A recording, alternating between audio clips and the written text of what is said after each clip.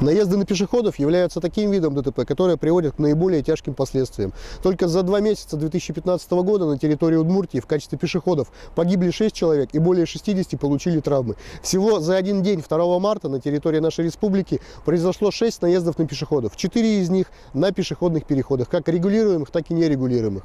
В 7 часов 15 минут в городе Ижевске на улице Карла Маркса водитель автомобиля ВАЗ-2115, мужчина 85 года рождения, совершил наезд на 60-летнюю женщину, переходящую проезжую часть. На данный момент мы устанавливаем все причины и условия совершения данного ДТП. По результатам проверки с учетом причиненных телесных повреждений будет принято процессуальное решение. Поэтому, обращаясь ко всем без исключения участникам дорожного движения, хочется напомнить, что пешеходный переход является зоной особого внимания. Водителям необходимо в обязательном порядке снижать скорость при приближении к пешеходному переходу, а пешеходам переходить проезжую часть, только убедившись, что транспортное средство уступает им дорогу.